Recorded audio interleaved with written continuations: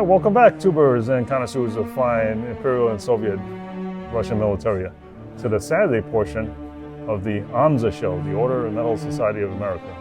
How are we doing today? Hi everybody, doing fine. You see there are more people. It's Saturday. This is the day when convention opens to public. Otherwise you have to register and pay convention fee and you have to be a member. But today anybody is welcome. And you see people coming, most of them are locals, and they saw the advertisement. So if one of those days you plan to be at the convention but don't feel like spending several days and paying registration fee, at very least you can still come here on Saturday. You're more than welcome, and still see most of what there is to see at the convention, and speak with all the same people anyway. Very nice, very nice. So, yes. We've done some business today, Okay. buying and selling. You saw this group of campaign medals that I just bought. That was one of the buys. There were a couple of others, but it's doing well. What I especially like to see is that there were several young people stopping by, even kids. Boy Scouts came here and were looking at the medals. Yes, the whole troop, yeah. That was part of their social studies assignment probably. That's right. But I spoke with one of the kids, and he must be 11 years old or 12 years old tops. And he knew about the Battle of Stalingrad and Battle of Moscow. And 11 years old in 2024, right? Yeah. So that's very commendable, I think. Of course. Well, there's hope for the future. I hope so. Yeah. Of course, we have like a Boy Scout displays for medals and stuff. Right. Emblems. Yeah. Insignia. And one thing I haven't mentioned, for those of you who don't know much about OMSA and OMSA conventions, one thing to see is the medal displays. OMSA members bring their collections and their specific medals and make wonderful displays explaining what those medals are. Yeah. What makes them interesting, if they're rare, why, how many were issued, and specific circumstances around, behind those medals. So whole stories of the recipients and how the medals were established, and who got them, and for what. Yeah. And there are some fascinating stories. Oh no, yeah. It's not just stuff; it's a story behind the stuff. It's a story behind it, and Yeah. if you have your own collection, you can always bring it here, being a member, display it, and you may win an award. There is People's Choice Award, first of all, when OMSA members just vote for whatever is the best display. And also there is a committee of board members that go around and check every display and then issue first, second, third prize and so forth. And those people who won will be presented with a medal. At the banquet. That's right. And every year it's hosted in a different state, so it's not always in Chicago. Yeah. Right? So you can just wait until it gets to a location that's close to you. Yeah. OMSA.org. OMSA.org. Yeah, not com, .org. .org. Yeah, check go it there. Just Google it and sign up, be a member. There's plenty of reason to be an OMSA member. A lot of resources, if you're interested in history and medals especially. Yes, 100%. Absolutely, yes. All right, so from here, why don't we talk about some of the specific medals I brought here, and I try to make it interesting in terms of research. So these are going to be medals that are not necessarily rare in and of themselves, although there are some cases, I'll show you, that we have that medals are interesting numismatically. There may be rare variations of maybe less common award in general.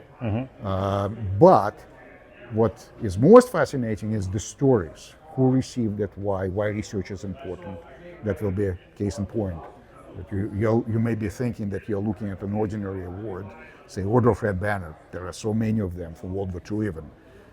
But you start looking at fine details, and lo and behold, there's a really interesting story, really unusual behind it.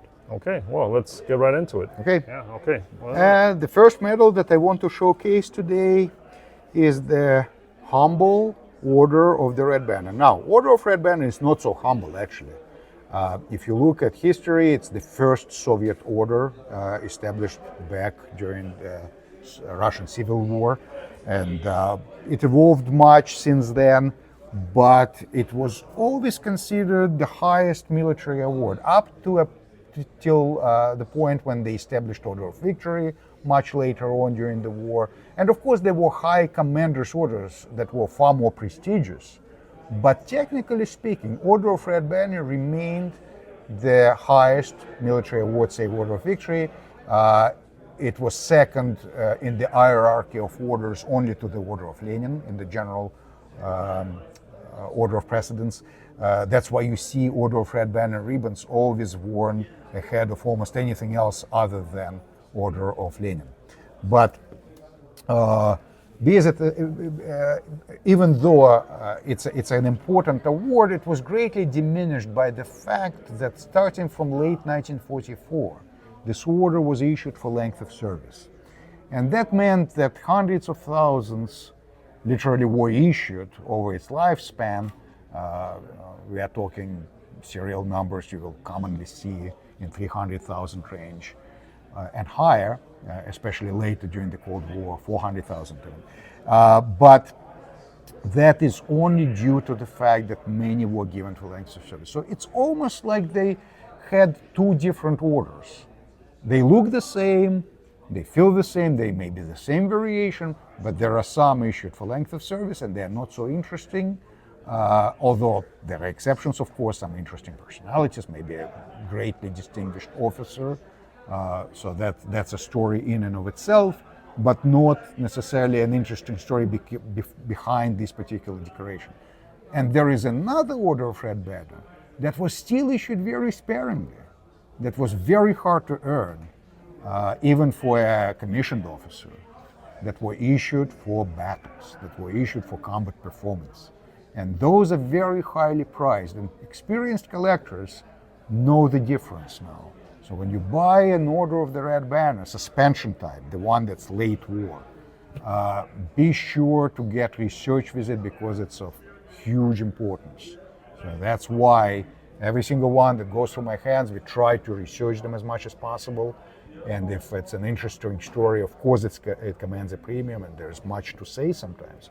And what I held in my hands is one of these cases when it seems like an Order of Red Banner from late war, but there is much more to it than meets the eye immediately. Well, first thing that I want to point out when you look at the piece itself, look at the serial number.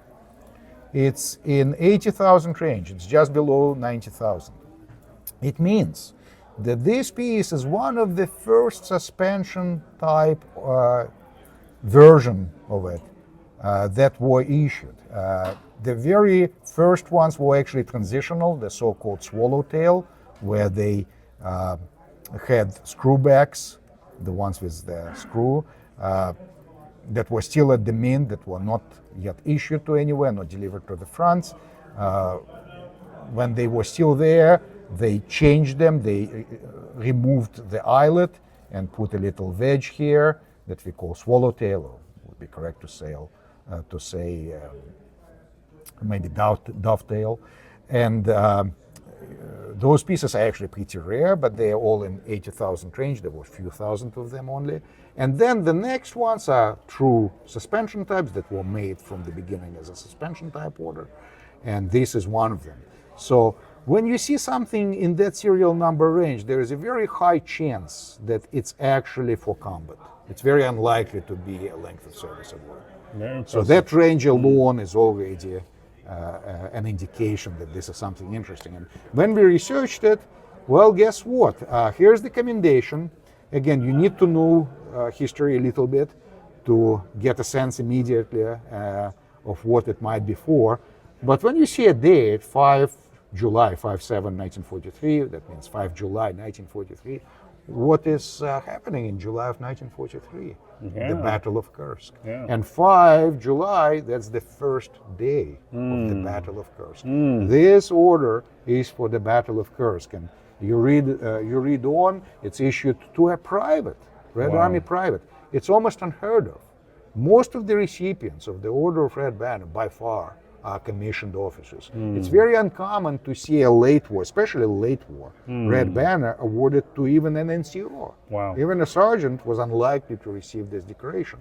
There were other awards more appropriate in the view of Soviet command for the NCOs. let alone enlisted men. And it's almost unheard of for an enlisted man to earn a decoration this high. They could get maybe an Order of Glory, Order of Patriotic War occasionally, even that wasn't so common for an enlisted man, but Order of Red Banner, very, very uncommon. You can see another interesting thing here. He was actually recommended for Order of the Patriotic War second class, much less a decoration. And let's see what he did and what actually transpired. He was a crewman of a mortar. Podnoshchik means that he was the ammunition carrier. His particular position was to carry ammunition of a rifle regiment, 280th Rifle Division. If you research that division, you'll find out that they were deployed, they were part of the Central Front, and they were deployed in the area between Oryol and Kursk, which is the northern part of the Kursk Bulge. If you remember how this overall area looked at that point, there was a big bulge pointing towards the Germans, pointing west, and Germans were on the south and on the north of it. They were holding Oryol, which was a very important location, railway hub, and they were also holding Belgorod, the southern part of the bulge. In the center lays the city of Kursk, and German plan was to cut the Soviet troops that were concentrating in that bulge, cut them off in pincers and destroy them, and score another big victory in their summer campaign. They had big hopes for that. And Soviets were alerted early on to the German plans and built very intricate system of fortifications on both, especially on the flanks of the bulge. So this location specifically where this unit was the northern section, and that's where Germans made some progress in the first couple of days, but pretty much were brought to the halt almost immediately. Their biggest success was at the south, and that's where battle actually kind of hang in balance for a while. There was the famous Battle of Prokhorovka, tank-on-tank engagement, probably the biggest tank engagement of the war. And even though Germans were able to destroy most of the Soviet tanks, they ultimately lost the battle. The reason that they lost the Battle of Kursk, of course, was Russian preparation, and Russians were at that point far, far more capable tactically. They've learned the lessons. They fought much smarter than they did before. But there were other reasons as well. And part of the reason is that Germans were simply running out of men. Wow. It's not the tanks that lost the war, that lost their campaign and battle for them. It was the absence of men. There were such losses in the infantry that had to accompany tanks, that ultimately they simply ran out of men, not of tanks. Tank losses at Kursk, German tank losses at Kursk, as it turns out, now studying the records, the actual archive, German archives in particular, were greatly exaggerated. They didn't lose as many tanks, not nearly as many as Soviets. For every German tank, there probably were 15 or 20 Soviet tanks destroyed. Wow. But they lost men. And this is what we are dealing with here. If you look at this commendation, it says that to the north of village Tureika, Trosnyansk district, that's a district that centers around Trosnyansk, which is Trosno rather, which is a little town in it says Kursk region, but administratively now at least it's a part of Oryol region, so it's a northern part, the area where Central Front fought against Model's Ninth Army. And they, as I said, were brought to halt pretty soon. They didn't really make much progress, and that's because of the bravery of people like we are discussing now, Comrade Private Labanov. So it says that the enemy was on the offensive. This is the first day of the Battle of Kursk, and this private showed great heroism, great valor, it says. when some of the fighters, seeing the sudden appearance of German tanks and infantry in close proximity, were startled. Well, we know what that really means. They probably wavered, and some ran. Yeah. But he, in this situation, actually jumped out of his trench and with rallying cry, hooray, rushed at the enemy, charged at the enemy. And with him, seeing his example, others followed suit and attacked. And in this engagement, he personally killed up to 25 German soldiers single-handedly. Oh my God. And that's of huge importance because it's the man that Germans ultimately ran out of, not so much tanks. On the second day of the battle, the enemy once again repeated the assault, and was able to drive a wedge into our defenses, specifically into the defensive lines of the neighbors on the left.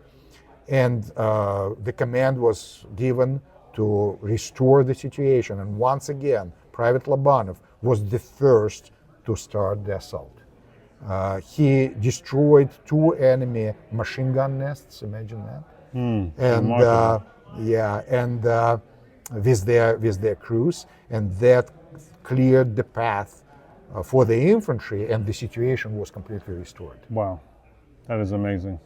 And here we have it, just an incredible decoration. And as I said, it's a recommendation for the Order of Patriotic War, which was approved by the next in charge, who was the commander of the division, commander of 280th Rifle Division, a general, who, by the way, it's August 2, 1943. So the battle was still ongoing at that point, although it was already clear that Soviets were on the offensive now and winning it. Yes. And final decision, believe it or not, was to award Red Banner, which is much higher decoration. I've seen many examples of opposite, especially at the time of the Battle of Kursk. Typically, you would see award recommendations even as high as title of Hero of the Soviet Union. And I saw one case in particular when a title of hero was recommended. The title of hero was recommended also to a private, and it was knocked down all the way to Order of Patriotic War second class. Wow. Here we have an opposite example. He's recommended for Patriotic War second class, but it was so important what he did that this was deemed too low an award, and he actually got Red Banner in the end. So if you ever want an Order of Red Banner, and you're okay with the suspension type, this is the one to get. Yes, yes. It's a beautiful piece condition-wise, which is pretty incredible too. Awards to privates were often in very poor condition because they literally wore them in the field. Yep. But the story behind it is mind-boggling. We know that the award was actually physically issued to this man. There is a roster of awards issued within his unit. And at that point, it was already Belarusian Front. It changed the name from Central. Wow. At that point, I think they were under the 60th Army. They got transferred, but still in the same general area. Actually, I'm sorry, I take it back. 70th Army. 70th Army, Central Front, and then it became Belarusian. The decree was on 11 August 1943 awarded. And you can see that in the entire division, he is the only person mentioned awarded with an Order of the Red Banner. It's like a special decree awarding this fellow in this such and such rifle regiment, part of the 70th Army, with the Order of Red Banner. We don't know if he survived the war. Further records do not exist, and I have reasons to suspect that maybe he did not, because there is no award card that would show other, other data, what he did when he retired, when he was honorably discharged, or so. And if there were other medals or awards, oftentimes it would say Medal for Victory over Germany, or it would at least say what his position, occupation is at the present. We don't see any of that. It's blank. We only know that he was born in 1917, but whether he was still alive in 1945, we don't know. Wow. And there's there is a good possibility that he was not. But here we have it. Very fascinating. Fascinating Yes, is the yes. word award. And this is if you on would your do- website currently? Not yet, but Not it yet? Oh, but will it will be? appear there. yeah. Okay, And okay. One more reason to go to shows or conventions Yeah. is you will find some stuff from us specifically that's not yet Yeah, listed yeah. anywhere, Yeah. and you will have the first shot at it. Right. And personally, as a collector, it's items like this that's comparable to the Knight's Crosses being earned by enlisted men for this kind of a heroic action. Yeah, Yeah. highly, highly unusual. Yeah. Are we talking about possibly doubling the volume? the market value of a regular? If I would banner? say probably even more. Oh, even but- more? oh, Okay. At least double. Yeah, at least doubling. At least double. At least doubling. Yes. Yes. The Battle of Kursk, first of all, in and of itself, that's The- not the- a common that's right. thing to find decorations of battle, contrary to That's popular right. belief. The battle was for a number of reasons. The battle was very fluid. Yes. They were not very generous at that point with decorations. There were far more decorations for Stalingrad, believe it or not, than for Kursk. And part of the reason was that Soviet command just kind of not shut down completely the practice of issuing orders and medals, Yeah. but became much more conscious of how many they give out. Okay. It may have to do with just inability of the Soviet Mint to produce the required number. Okay. They ran out by that time of the old ones. The new ones, don't forget, in June 43, many of the decorations, design of many of the decorations changed. Red Band in particular. It was screwback and now it became suspension type. So it took a while for the Mint to get the act together and start producing the required number Yes, of awards. yes. So there was great demand. So that may be part of the reason. But for whatever reason, there are not very many decorations for Kursk. I see. Also, it was so fluid that officers probably didn't have a chance to even sit down and write an award commendation Yes, until well into the fall. And at that time, we were already approaching the Dnieper River line at the great Yeah. battle to establish bridgeheads on the Dnieper River, and that took precedence. And because of that, you see awards starting being issued in mass in the late 1943 or especially 44. That's when you see a far larger number of decorations in general, 44, 45 especially. But in 43, in the summer of 1943, there were not that many decorations. Incredible. From a collector's point of view, a desirability scale from 1 to 10, what are we talking about here? I don't know. I can't think of something much better than this. This is a 10. Then, yeah, you can Yeah. imagine Yeah. an award maybe to a combatant female, or Okay. maybe an award to a sniper, Okay. or something truly like incredibly extraordinary. Okay. A fighter race with many kills. Okay. That would So- be fantastic. That okay. could even be better. Okay, so But if maybe you're a looking- 9, an 8? 9 or somewhere in Oh, that wow. neighborhood. Okay, yeah, gotcha. yeah. It's quite rare. From Gotcha. my experience, specifically Red Banner for this kind of action, to an enlisted man, to a private. Don't forget, not an officer, not even an NCO, and especially for Kursk and the first day of the battle, highly, highly unusual. In over 3 decades in business, how many have you come across? I honestly don't remember, but Right? not many. I'm sure I can count them on my fingers. You mean like one hand? On maybe even one hand. Okay, one. Specifically, Red Banner, Yeah. suspension type especially, because don't forget another thing, Yeah. they still had an inventory of screwbacks available. So screwbacks were issued well into 1944. So think about it, so many uncommon circumstances all in one piece. Right, that's right. Award to a private, That's award right. for Kursk, infantry action. Oh, How many infantrymen even survived to be awarded? oh. Not that boy. many. Yeah. The losses were horrendous on the Yeah, Soviet side yeah. too. Yes, they wiped out German infantry, but they suffered for it. And most likely, also, this guy was probably KIA. Yeah, it looks like There's he no must records of must have him been KIA. post-war. Yeah. Yep. Yep. So Red Banner might have been preserved by his comrades or maybe by his family, or his kin. Yes. But it's a very unlikely survivor of both. Wow. The order and the story behind it is just mind-boggling. Wow. And I tell you, from my experience, this is one of those things that will last maybe just a few hours after posting on the website. And if you blink, I hope so. it's gone. Yeah. It's gone. One more reason to come to a show. Wow. I Okay. always have something here that is not on the website and may never Yes. even end up on the website. There are Yes, many things yes. that we sell by phone call. You know, I know that the person is looking for something specific. Right. So I call. People call us sometimes and we strike a conversation. What is unusual that you have? Yes. And Yes. I'll be happy to say. And, Okay. And especially if people come to show, they have first. Right.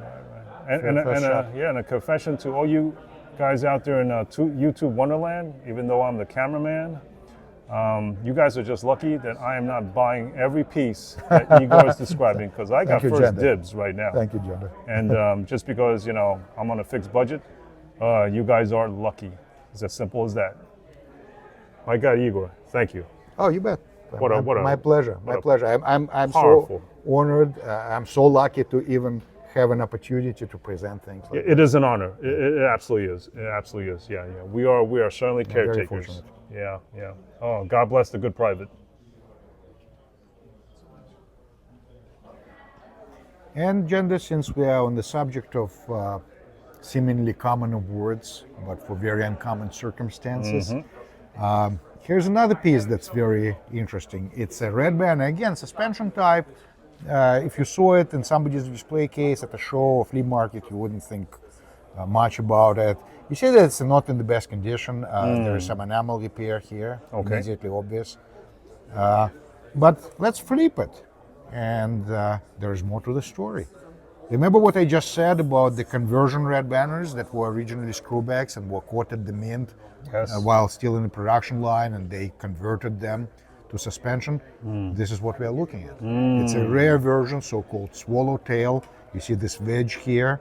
This is where they inserted the eyelet, sorted it to the piece. So cool. The red banner, Very cool. and removed the screw port that was once here, and you only see them in the 80,000 range, give or take. Just few thousand were ever made. So it's a rare variation in itself, very sought after, even though it's not in the best shape. Condition-wise, it's still a very desirable piece. But with something like this, it's clear that it needs to be researched. It's practically inconceivable that it would be for length of service. It's almost guaranteed that it's a combat award, and red banner being so kind of schizophrenic. It's either great because it's combat and it was hard to earn, or it's length of service, which is not so great. There's nothing in between, really. And this one, I knew right from the beginning that it has to be something fantastic, because it's one of the first suspension type red banners. And sure enough, what we get is this research paperwork that shows that it was awarded to a captain. Now, nothing unusual about that. As I said, vast majority of them were for officers. But look for what and what he did. He was a commander of a battery of light artillery regiment, 467th Light Artillery Regiment. Now, light artillery meant probably 45 millimeter anti-tank guns, most likely, that were not very effective against tanks, especially at that point in the game, but were often used as infantry support. And they were very kind of dangerous position to be in. Anybody who served with anti-tank units or light artillery units, they were highly exposed. They wouldn't fire from close positions, far from the front. They were right at the front in direct support of the infantry usually. And they were a Supreme Command Reserve. RGK stands for Резервы Главного Командования. Reserves of the Supreme Commander, or Supreme Command, were special units that were kind of a trump card. Whenever the situation wasn't hanging in balance, they would throw in that units. They were under the direct orders of the Staff Corps Supreme Command, and they were used sparingly. They were typically very good, very well equipped units, well prepared, and they were used where they were needed most. And lo and behold, it says right from the first phrase of the commendation, during the battles to clear or to cleanse Crimea of German invaders. This is for the this award is for the liberation of Crimea, for Soviet Great Offensive in April through mid-May of 1945, which destroyed German army occupying Crimea. It was long in coming. Germans held the Crimean position for a long time after they retreated everywhere else in Ukraine and were cut off from the mainland. They still supplied their forces in Crimea by ships, by using the fact that they still have relative control of the Black Sea at that point. And they were hoping that they would hold off indefinitely.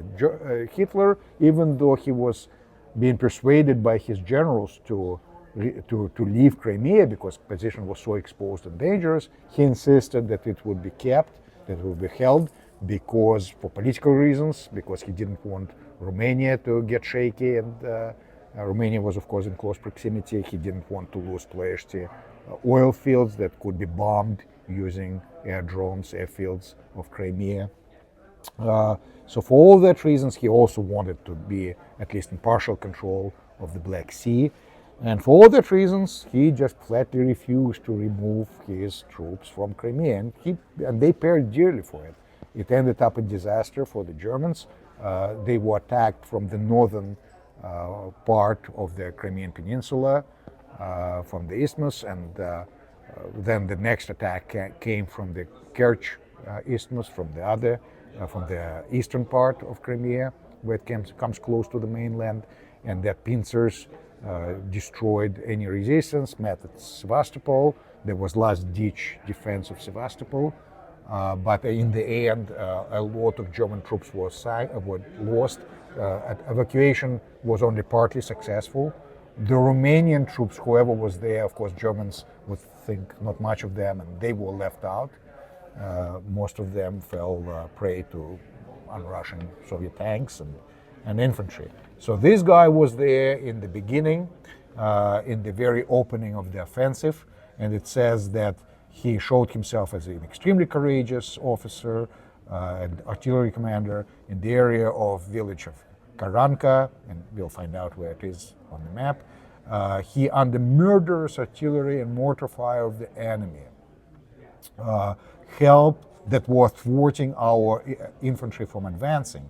He discovered all the enemy weapon emplacements, and with his battery destroyed up to 3 platoons of enemy infantry, 2 machine guns, 2 artillery batteries. That's incredible for just one single battery. 3 platoons. 3 companies, actually. Companies. 3 companies of infantry, 2 machine guns, 2 artillery batteries. Oh. And God. with all of that, with minimal losses to the Soviet side. Oh boy.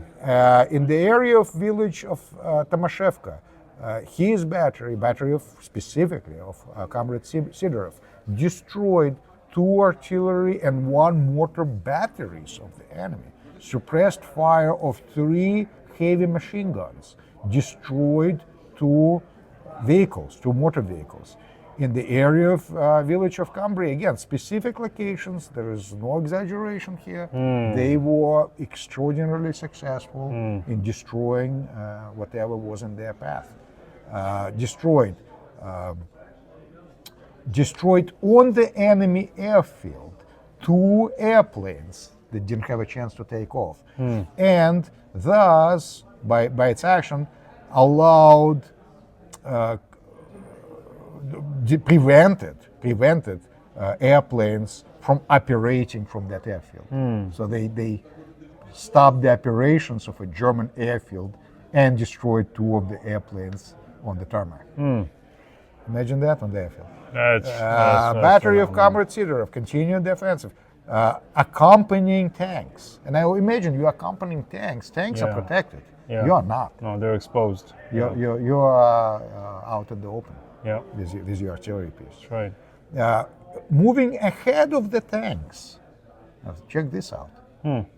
Moving ahead of the tanks, quickly suppressed all the enemy firing emplacements or weapon emplacements, thus facilitating the success of the breakthrough and movement of our tanks. They were used as a battering ram for the tanks.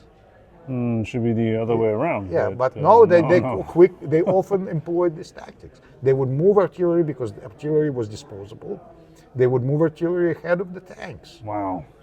Clearing the path for the tanks. When you mean disposable, meaning that could be wasted. Like Soviets could produce large number of artillery pieces. It was much cheaper to produce artillery pieces than to produce tanks. That's fascinating. And oftentimes you hear the stories when infantry was used. Yeah. Ahead of the tanks. Ahead of the tanks. They would throw infantry on the barbed wire and minefields. Oh. In many cases, maybe penal battalions or anybody that they felt was disposable. And then tanks followed in the path.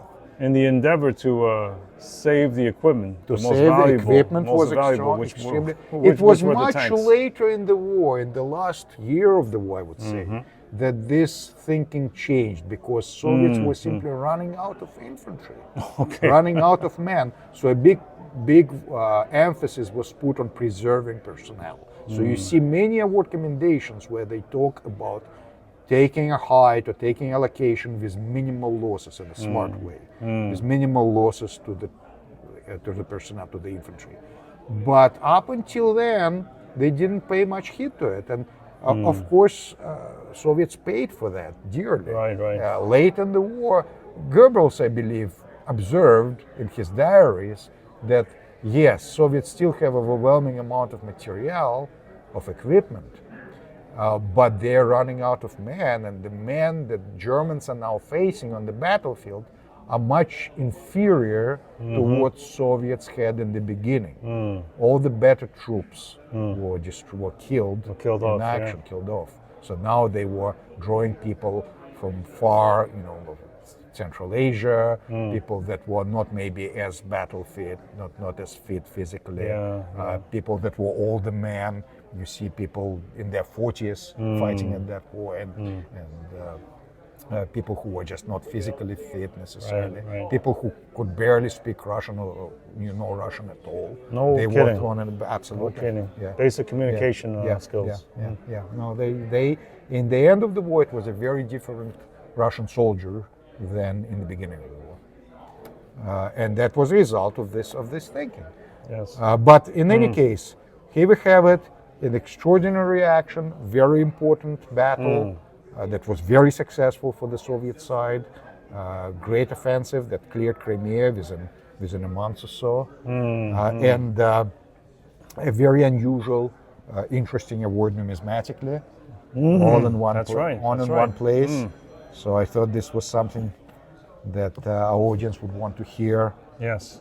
Just a very unusual case. Oh, something that you look at it from the front and it doesn't look like much, but you flip it and you research it. Yeah. There's much more to the story. Wow, what a gem. Absolute gem.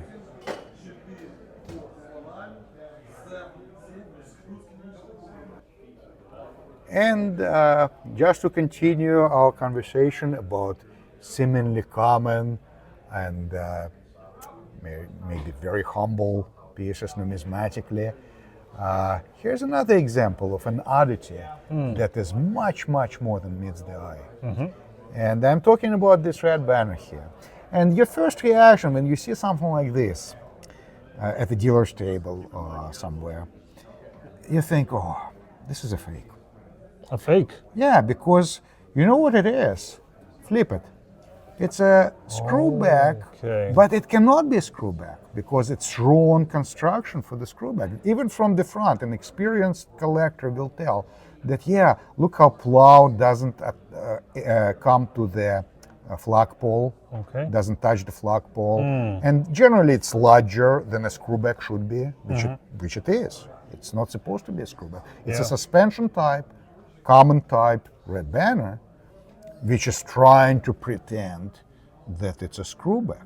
But there's much, much more to this story. It's not just your ordinary fake being passed, that's made out of an original suspension type, which is usually the case, pretending to be a much more expensive and desirable early screwback. It's not that. What happened here is a modification by the soldier himself, and we will find out soon why. You see, it's done in a very primitive manner. The screwback here is not really trying to fool anybody. You look at it, even if you are novice, you will see how it's very crudely sorted to the back. The screw itself is very different from a regular screw, which fakers would put here if they were trying to pass it as a real screwback. Even the screw plate is very different. It's just a regular Soviet screwback from some screw plate from some badge. Mint marked, but it's not supposed to be mint marked like this. It's not the right size for the screwback red banner. So all the indications are that there was no attempt to fool anybody with this. It was done for an entirely different reason, and we'll find out what reason it might be. Okay. So if you look at what this soldier did and who he was, again, look at this. Guards sergeant, right off the get-go, when you look at the award card, which is the record of all decorations with serial numbers, born in 1905, guard sergeant at the time when this record card was compiled, which is highly unusual already. Like sergeant with the red banner is an unusual thing. But then, look at the record. Combat Service Medal, Order of Glory 3rd Class, Order of Glory 2nd Class, and Order of Red Banner. All of this combined, an incredible combination. The guy was a war hero. You can tell just by the fact that he had not one but 2 Orders of Glory. And to see an Order of Red Banner awarded to somebody who had 2 Orders of Glory, extraordinary case, from my experience, almost never happens. Again, remember, most of the red banners awarded during the war were to commissioned officers, very few to NCOs. And even more so in the case of suspension type red banners. Vast majority are length of service awards. And even if they awarded it for combat, you would see them awarded typically to commissioned officers. Very, very, very few NCOs. So, in my opinion, an extraordinary case, and let's see what the soldier did to earn such an unusual decoration, Order of Red Banner to an NCO. Fyodor Semenets, we see, he was a Guard Senior Sergeant, and he served as a combat engineer, commander of a squad of combat engineers with a unit of the 1st Belarusian Front. You see that he had already been wounded by that time twice, once in November 42, very likely Stalingrad, another time in March of 1944, remained on active duty throughout the war, earned 2 decorations of glory and also a combat service. But this specific one, in combat against German invaders, he showed exceptional courage and heroism during the offensive towards Berlin. So the award we now know is for the Battle of Berlin. He crossed a river. The name is not familiar to me, but it must be a tributary of the Spree, most likely, and Tiltov Canal. That's a known location. Comrade Semenets was among the first with his unit to advance during all the combat assignments. On 23rd of April, during the crossing of the river Dame, again the same river, he was he with 3 other soldiers used a fisherman's rowboat and were the first to cross to the opposite bank of the river, where in fighting they facilitated their crossing by the 1st storm group. So not only they were among the first troops on the opposite bank, but they were clearing the path for the assault groups. So they were, pinnacle of the assault, you could say, the battering ram, sort of, for the assault groups. It almost sounds like he single-handedly captured a building occupied by up to a company of enemy infantry. Wow. Then he set on fire another building that had weapon emplacement, weapon nests. captured up to a platoon of German soldiers, prisoner. They're talking at most supported by 3 other soldiers, Right. all in the initial action after crossing the canal. How often do you see commendations like this? Hardly. So that explains why he got this sort of award. The second highest Soviet decoration at the time, Yep. and first highest, the highest, except for Order of Victory, the highest Soviet military award. On 25 of April, while crossing the Teltov Canal, Comrade Semenets personally transferred to the opposite bank up to a battalion of our infantry under intensive rifle and machine gun fire. On several occasions, his little boat was punctured, received holes, whereupon he quickly plugged the holes and continued his work, ensuring the uninterrupted transfer of troops to the enemy-held bank. Unbelievable commendation, especially considering it's for Berlin. Absolutely. And he is thereby deserving of the Order of the Red Banner. Wow. Now we know the rest of the story. Now we understand why he received such an unusual decoration, and it also explains now why we see such an unusual conversion. Typically, you would see the opposite. You would see an Order of Red Banner of the early model converted to the later model because that's what was required by the regulations, by the new uniform code, the new type of award. So you see people wearing converted already Orders of Red Banner from the early model to the new one, to the suspension, on their Victory Parade uniform, or their dress uniform, and many of the photographs taken after the war in 46, 47, officers already have their early model Red Banner converted to the new model in various ways. Here we have opposite, and the reason is he wanted to demonstrate that his award wasn't length of service. It wasn't like those other thousands of red banners issued just for being there. He wanted to emphasize to his buddies that, look, I have a combat red banner, not the nonsense that many others received just for sitting there forever. Right. I am not one of the officers. I am an insurer. I earned this in combat. This was a hard one to get. Interesting. Makes all the difference in the world, and it explains, because remember, the early ones could not be awarded for length of service. Typically, a screwback means most likely award before 1944, on rare occasions maybe early 44, but they are combat, they are not length of service like suspension. He wanted to differentiate his medal from the suspension length of service red banners. Wow. What a fabulous case. What a great story. What a great story. So it's almost like when you want to see this conversion. Yes. Numismatically, it's a minus, but in terms of historical interest, in my opinion, huge plus. That just makes up for all the so-called deficiencies, right? Yep. That's right. That's beautiful. I couldn't leave out the actual screwback red banner, the early version that was issued, that was made until middle of 1943. And this, of course, is always desirable, if not for the other reason, it's always a combat award. That is practically impossible that it could be issued for length of service. This was always a hard one to earn at that time, and we can see that this one is remarkable in terms of its condition. Most of those that you see are damaged in one way or the other.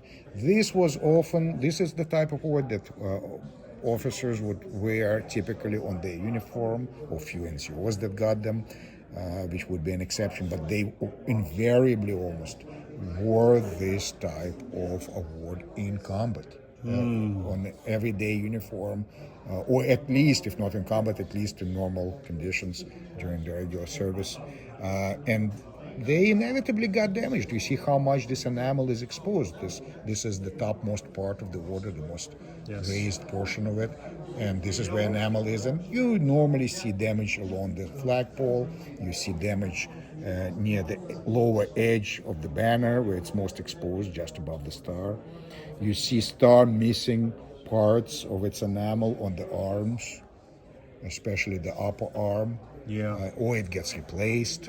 You can see that it was repaired. There's flaking. Now you see none of this damage on this piece. It's absolutely amazing. Look at the condition. Absolutely gorgeous, pristine condition. If you're looking for a perfect example of the Order of the Red Banner screwback version, there is no better piece under the sun. Wow. It's already amazing that it was preserved so well, and we will find out why. Okay. There is a reason to it. It's not simply by chance, but there's actually, look at the back.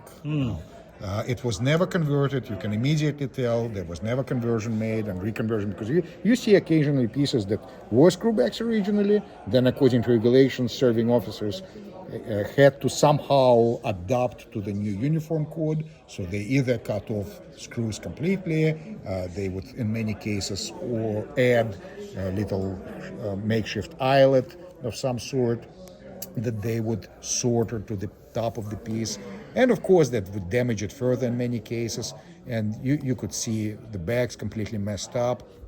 Then in some cases reconversion was done, because of course people are looking for an original screwback, so it was commonplace that converted pieces were reconverted to make it look again as a screwback, so a new screw post would be added. So it would be a mess in many cases. That's what you see. But here it's pristine, as pristine can be. Oh, it's beautiful. It's gorgeous patina. You can see, by the way, this I must mention. You see this little red stuff near the base of the screw? The base? Yeah, you see this red material? This is a typical mint production. You don't always see it still there. But this material, whatever was used during the manufacturing process to put it together, this is a very good sign. Originals sometimes still have this leftover red, whatever residue still there. Could that be scraped off easily? It wears off. You can scrape it, intact. but it's still intact here. And another very good indication that this is the original screw post. Look at the base and these little lines. Lines that go across. See, there are 3 of these lines. I see. This is a result of rotating tool that they used to actually put the screw, to screw it in during the manufacturing process. Again, this is a very good indication that this is original. Fakes often don't have it, or have it in a completely messed up, artificial way, kind of ridiculous. At the base, at the base, on the original screwbacks, not just Red Banner, but screwback Red Banner, Red Banner of Labor, screwback Badge of Honor. They universally have that little lines. Wow. Okay. Yep. Very good indication of an original piece. And always 3. Typically, yeah. Okay. Yeah. Sometimes you don't see them because of all the sorter that's on top of it, so you only see 2 of them. But again, they would be in these locations, at exactly 120 degrees to each other. So if you're 360 divided by 3, that's 120. That's right. Yes. 120, Simple 120. math. But I love that red residue that you mentioned there. Wow. Yeah, good indication. Very few people. It was never messed with. Yeah, not messed with. Yeah, that's right. So, beautiful piece. Beautiful. Let's find out the story now. Yes, what is the story? What is that happened here? That's right. Well, here's a word, record card, and I immediately can tell it's interesting because whoever received it, his name was Tigankov, he turned out to be a junior political officer. Born in 1902, member of the Communist Party from 1925. Lowest education, elementary school education, even though he was commissioned as a political officer eventually. Served in the Red Army starting from 1941. Well, guess what? A partisan brigade. He was a commissar political officer of a battalion of partisans. And that explains why Red Banner is in such a magnificent condition immediately, right off the get-go. Being a partisan, of course he didn't wear it. It was on not the a battlefield. uniform. There was no uniform. They were fighting in the enemy rear. They had better things to attend to. And of course, they didn't signal that they were decorated necessarily. So this would be staying somewhere in his backpack. Wow. Once he got it, it wouldn't be an award that he would wear. He didn't have an occasion to wear it. He could have worn it once or twice. And because he was not regular military, you see that he was discharged immediately after the war in 1945, he was not under any pressure to convert his hard-earned Order of Red Banner screwback, the early one, definitely combat. He was under no obligation to change it to a suspension like most other officers did. That's why it's so beautifully preserved. That's And when we read the award commendation, it's wonderful that we even have a commendation. Yeah, yeah. In many cases, you don't find commendations to partisans. There's just an award. That's that. We know exactly where he served. He was on the Western Front, most likely Bryansk area partisans. It says that in combat against German invaders, he showed himself as a very courageous, full of initiative partisan commander. He was able to train his battalion in full dedication to the motherland and show heroism and courage and on and on and on. But specifically, it says here that there was a situation from 25 of January to February to 4th of February of 1943, where they were encircled, and his battalion destroyed 273 Germans, the way they refer to them as Fritzes, destroyed 273 Fritzes. And when encircled, he was able to lead his battalion out of encirclement, preserve it as a combat-ready, combat-capable unit, and was therefore able to continue to perform, to accomplish combat assignments. And that was a big deal. And if you look at what was happening with partisans at that time, that right after the Battle of Stalingrad, and I was once reading recollections of one of the top partisan commanders about the case when he was summoned with other top partisan leaders to the headquarters of Stalin. And that was just as the German offensive, Blau offensive, was unfolding. So Soviet situation was dire at the time. And he, like others, expected to be told that they need to relocate further east to continue to follow in the footstep of the retreating now Red Army. And what they were told by Stalin was absolutely astonishing. They were told to do exact opposite. They were to march west. Stalin was so confident of victory at that point that he actually gave order to all the partisan leaders to prepare for the Soviet offensive, for impending Soviet offensive, and to march westwards, to continue to wreak havoc in the German rear, which was the purpose.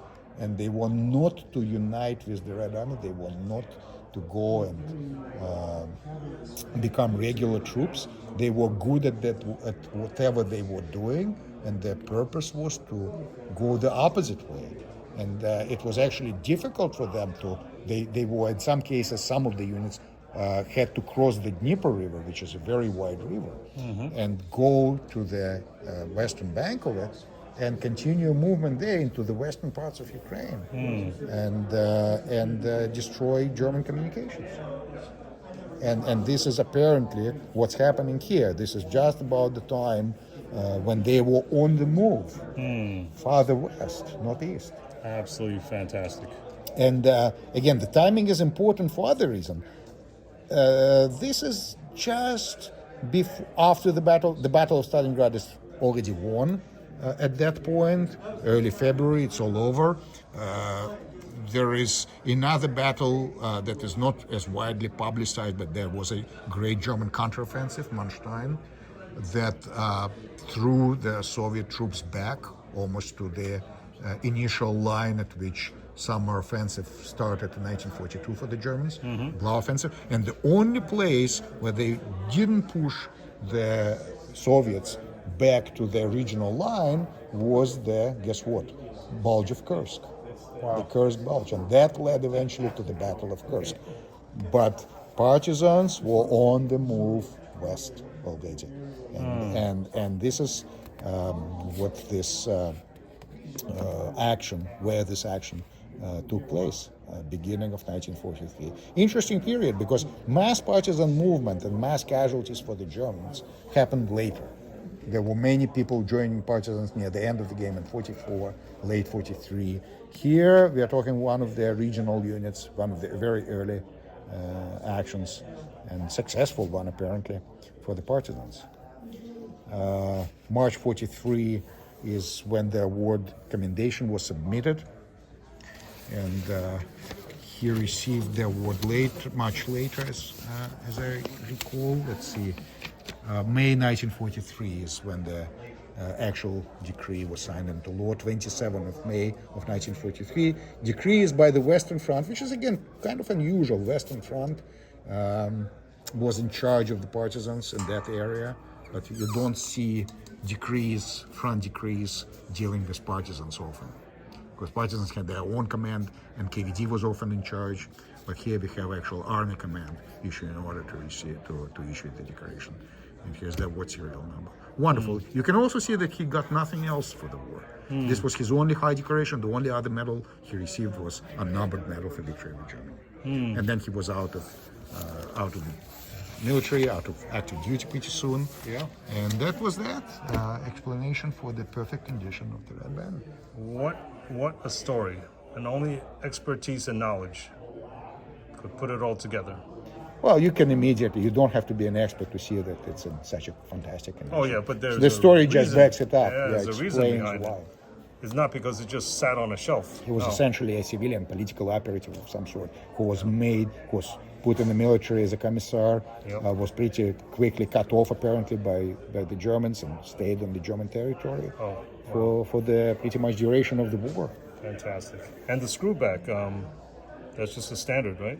Yeah, this is just a standard screw plate. right. It's in silver, as you can see. Yeah. All the early ones are supposed to be in silver. Wow. Even the screw plate. Oh yeah, even screw It's plate magnificent. Yeah. And look how patina on the back yeah. perfectly measures. Oh, yeah. Now, this of course, Beautiful. one can find a screw that matches. Yeah, Screw plate is not such a big deal to find. Yes.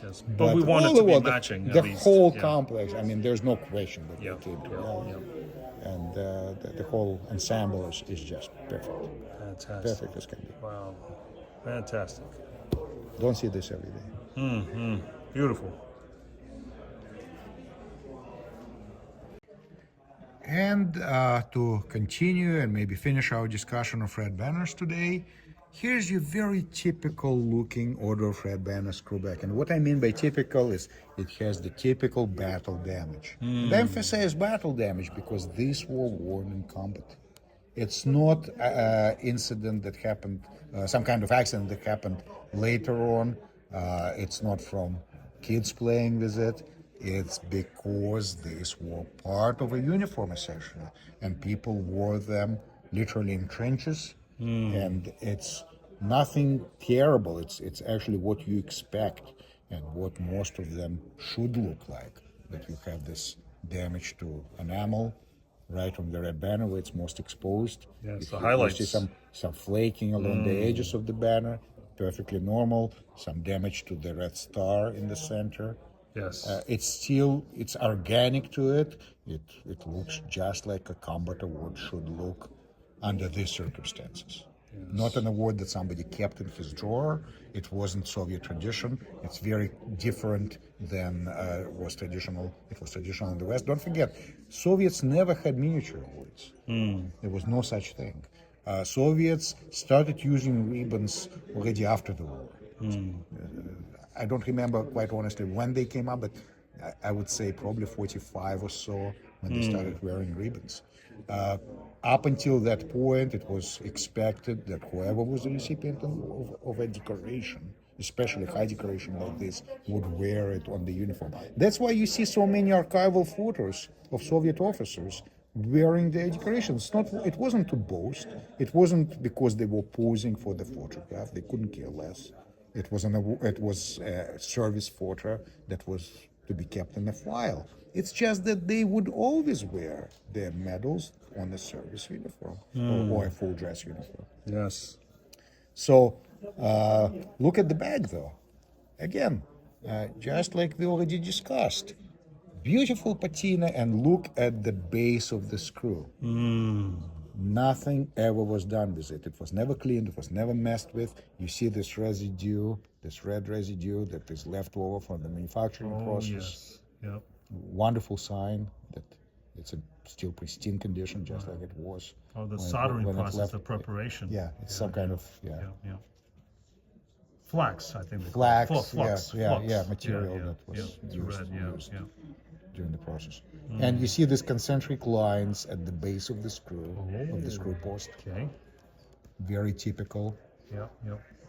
That's what you should expect to Details see. that we must know. And you see this 3 lines that were left by the tool that actually put the screw in place. When it stopped, there was this excess material, this excess silver Yes. that created these little ridges that look like lines. That's right. Yeah, radiating from the center. Radiating Three from- of them. Three of them. Yep. Distinctive. Yeah, perfect sign that this is the original screw post. Wow, textbook, as they say. Yeah, it's just a gorgeous example of reverse of it in any case, of how the red banner screwback should look. Yes. And look at the patina on the back and how it matches patina on the back of the screw plate. That's right. Yep. Same yellowish tint, Yep. same kind of gradient from the edge. You that's see where it was more exposed to the air because think about it. It right. was covered by the screw plate on all of it except for the edges. Yep. So The you protected expect the areas edges, are shinier. you expect the edges to be Darker. darker There we because they go. were more exposed to oxygen in the air. There we go. Everything is for a reason. Consistency. Yeah, that's right. There's an explanation. Here you go. Let's now check Wow. who received this award. Okay. What's Based on the serial number. What's the Yes. rest of the story? And this is again very typical engraving of the serial number. You see this repeated over and over again. There were just a limited number of engravers at the Mint who had the skills to do it right, and it was very important not to mess it up. Although occasionally they did, but in most instances you see this very confident engraving of the serial number in the same handwriting style, over and over and over again. They differed one from the other, but they had consistency to the same person. So you see this serial number style, this cursive style, Yes. again and again and again. Very hard to copy. Very hard. Yep. All right, so who was the fellow who received this award? Okay. Well, we know that he was a colonel, at least at the time when the award record card was put together right after the war. His name was Samuel Feierstein, or Feierstein in the Russian way to sound it. He was of Jewish ancestry. He was ethnic Jew. Member of the Communist Party since 1932, a career officer, joined the military in 1931, probably as a cadet at the military school. And let's get to the actual award nomination. And one other thing I must mention, look at the impressive list of awards he got. Very impressive. 2 medals for combat service. Now that's interesting because one of them, almost with certainty, would be for length of service. Remember how they started giving out awards for length of service? Or possibly both of them were not length of service. Well, come to think of it, combat service, look at the numbers. Both of them have 6-digit numbers that are low, 6, compared to most of other combat service medals. You see, Well, one of them was still length of service, November 1942, but the other one is not. He got it in 1942. Very unusual, by the way, for an officer to get this award. Okay. 1942. We'll return to that. September of 42. What was happening in September of 1942? Yes. Germans were fighting already in Stalingrad. Yep. In the heat of it. In the heat of it, yeah. Right in the middle of the battle. It could go either way at that point. Order of Red Banner, Order of Red Star, Order of Red Banner, Order of Lenin. Impressive list of awards. And some of them we already know cannot be length of service. They are combat awards. And this one is case in point. Let's see what his position was. He was in the artillery. At that point, he was Guards Major when he got recommended. He ended up, as we know, as a colonel. He was chief of artillery of a rifle brigade. And he's recommended, guess to what? Medal for Valor. Highly uncommon for an officer, first of all. And secondly, it's extraordinary that the Medal for Valor would be upgraded so much to go not to a high decoration, but all the way to the Order of Red Banner. So this Order of Red Banner is based on a recommendation for a Medal for Valor to an officer.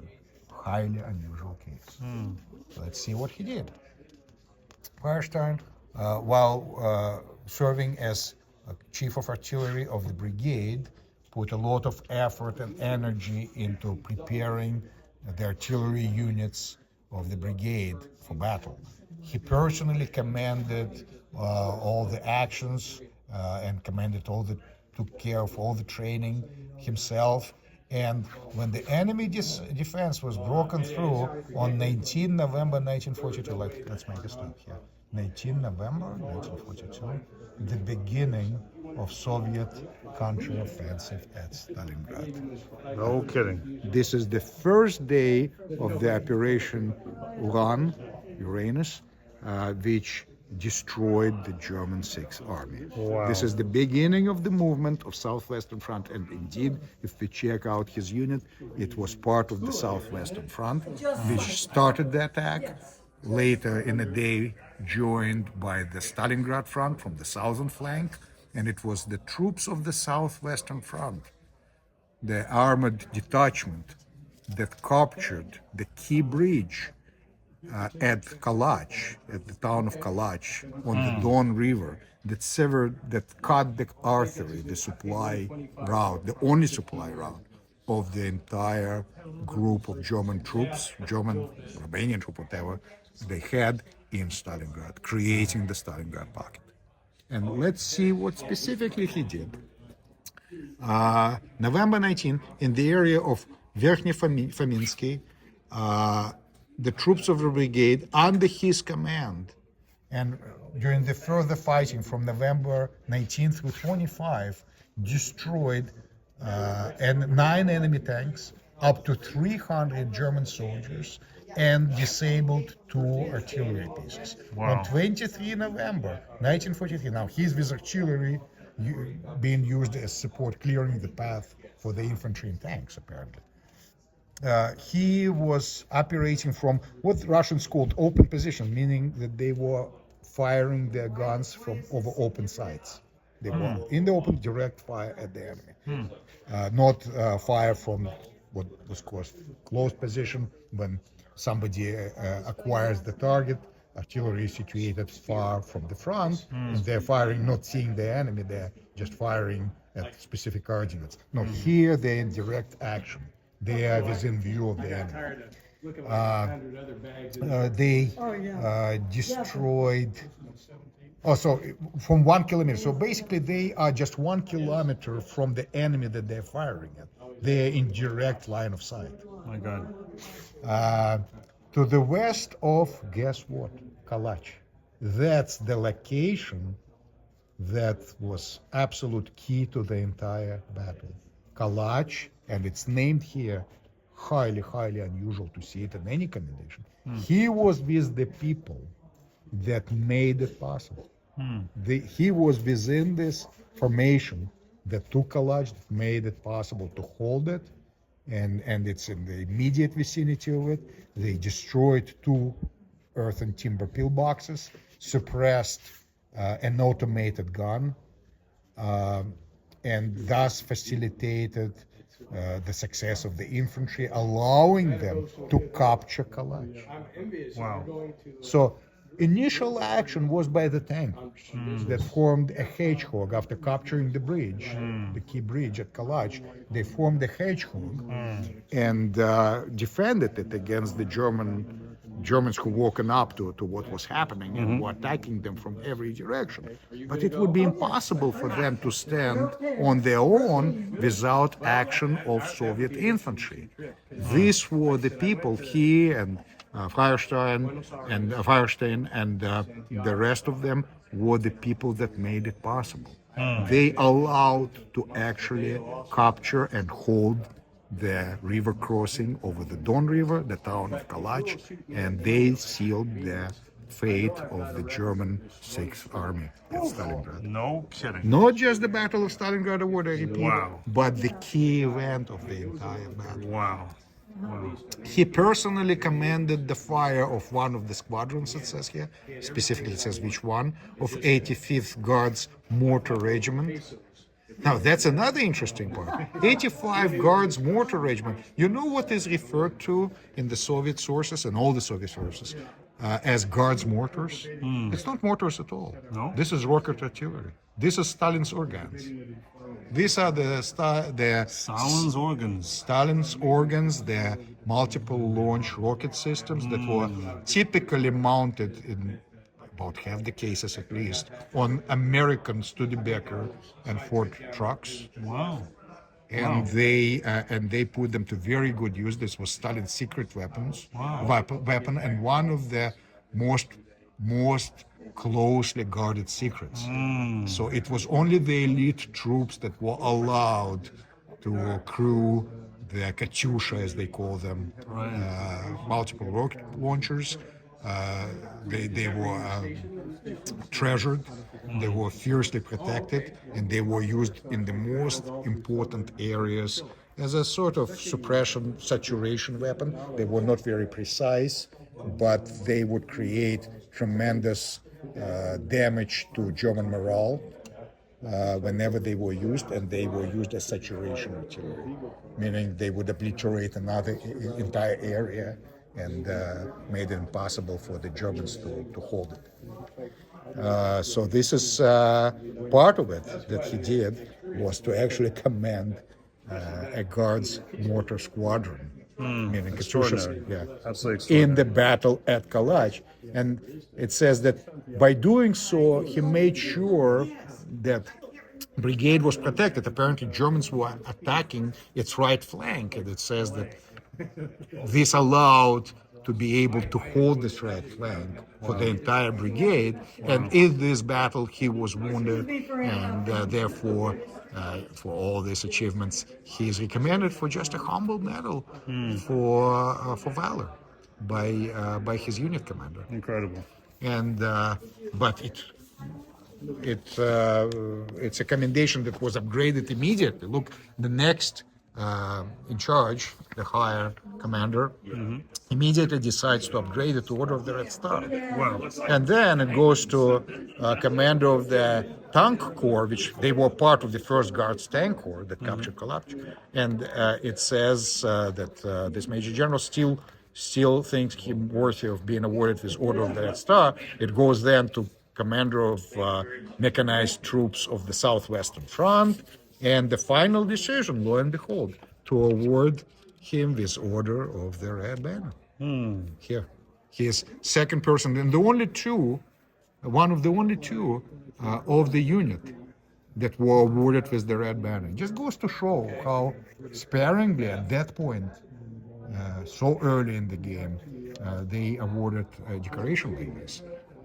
The decision was taken on 22 March 1943, but it's a very early commendation. It's commendation score for Stalingrad, because a regional paperwork was submitted at some point. I would say it doesn't have a date, but in all likelihood, we are talking about maybe early January or possibly even late December. Wow. And it was approved on the level of the Kursk tank corps still in January of 1943. So it took until April to actually bestow the award. But fantastic, fantastic action. Key event of, you can say, Second World War. One of the key events. for Pivotal, sure. yeah, One of the yeah. pivotal events. Yeah. Capture of the crossing at Kalach. That's Cutting incredible. off the German Sixth Army. Incredible. Right there. Incredible piece. He was Incredible in that piece. Kalach. Yes, yes, yes. Wow. Wow. So much sacrifice. And because he continued to serve till the end of the war, we understand now why combat damage. That explains it all.